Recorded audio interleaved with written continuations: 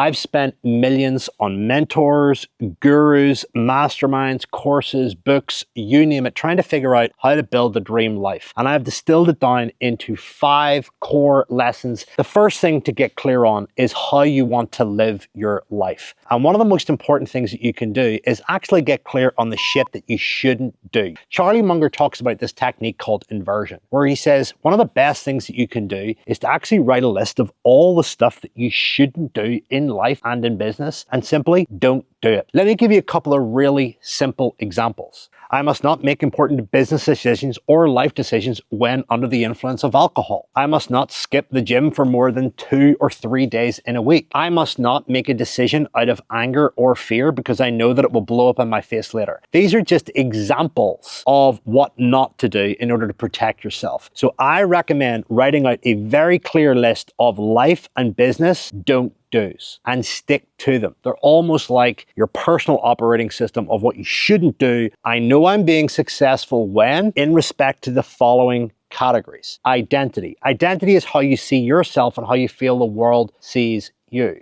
A prime example of this is I know I am successful when I am comfortable in my own skin and don't need to justify my actions. I know I am successful when I am deciding to do stuff in order to impress me and nobody else. I know I am being successful whenever I am standing in my truth and being real. The next one is service. One of the best ways to stand in your power is to find how you can serve others. How you serve others should feel like home. It should feel like your edge, and it should feel like it's giving you challenge day in, day out, because that challenge is growing you. The next one is going to be money. I know I'm successful when I have X in the bank. I know I'm successful when I have X in passive revenue every month. I know I'm successful when I can walk into a shop and not worry about price. I know I'm successful when I can book a holiday and not worry about the expense. Get clear on what your criteria are. Another area is relationships. I know I am in successful relationships whenever I am supported and challenged equally. I know whenever I am in successful relationships whenever my friends call me out on my BS. Write down a list of criteria. You could even write down a list of names that you want to associate with and affiliate with, because you know that being in their presence is going to grow you. Another key area is health. I know I am successful when my body weight is between X and Y. I know I am successful when I can run a 5K in X time. I know I'm successful when I can lift double my body weight off the floor. I know I'm successful when I can see my abs. Another area that you might consider is freedom. I know I'm successful when I don't work on Mondays. I know I'm successful when I can wake up in the morning and ask myself, what do I want to do today?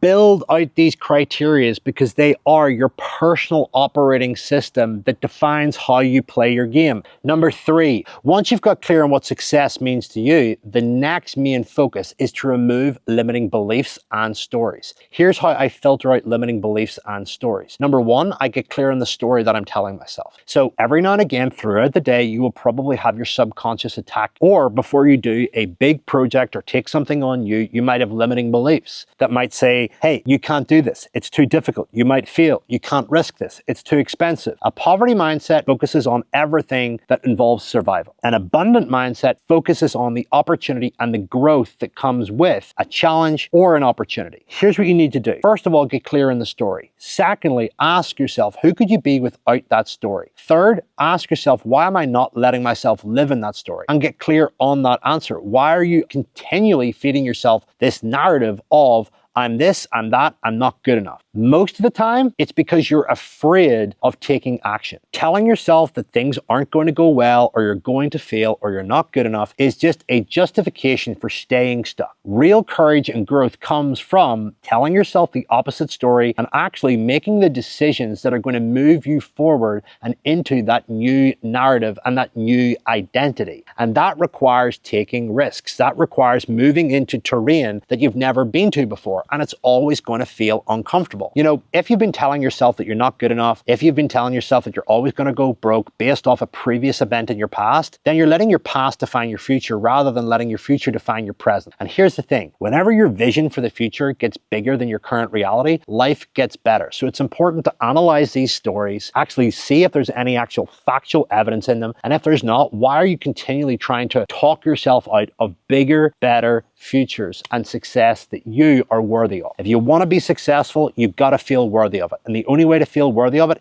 is to unlock the reasons why you've got limiting beliefs and why you find comfort in telling yourself that you're not good enough. There's a great book that you can read called Existential Kink, and it talks about the little kink that we get from telling ourselves that we aren't good enough. And in fact, it's just us disguising a comfort zone and wanting to feed into it because it feels safe, even if it means feeling like shit. Feeling like shit also means feeling safe because it's a common pattern. We don't know any different. So get clear on the limiting beliefs that you keep telling yourself that are holding you back, that aren't serving you. And that leads me to the next point. Whenever you look at your life and your success criteria and how you want to live, ask yourself, is this thought useful or not useful? One of my favorite quotes in the world is, your thoughts are not reality, reality are not your thoughts. Awareness comes from being able to observe the traffic in your mind despite what's currently going on in front of you. And the thoughts that come in, you're not good enough, you're going to fail, what if your business flumps, are essentially traffic that just pass by. They have no meaning unless you stop, dwell, ruminate, overthink on those thoughts. So learning how to categorize them quickly into useful, not useful is a very useful frame to allow you to get maximum clarity, focus, and confidence. And last but not least, one of my favorite questions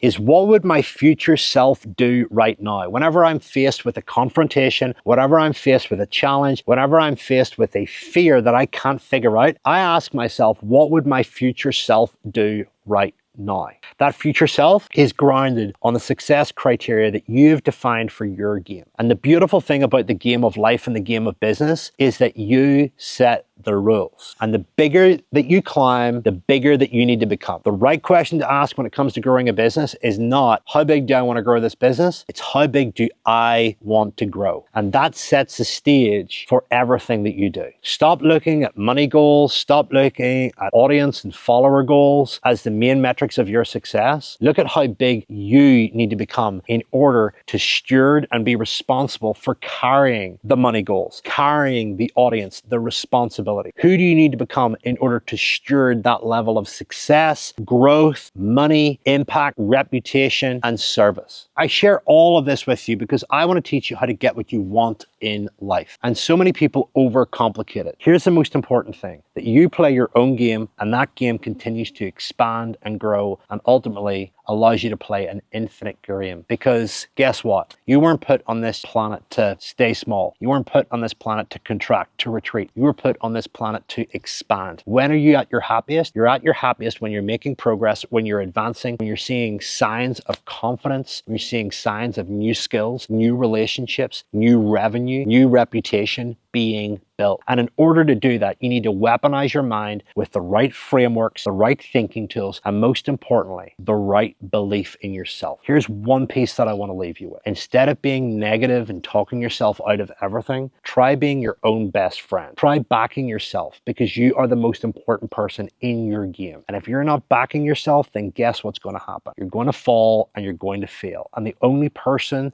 that can pick you up is you. So you may as well start this game from the moment that you watch this video, backing yourself 100%.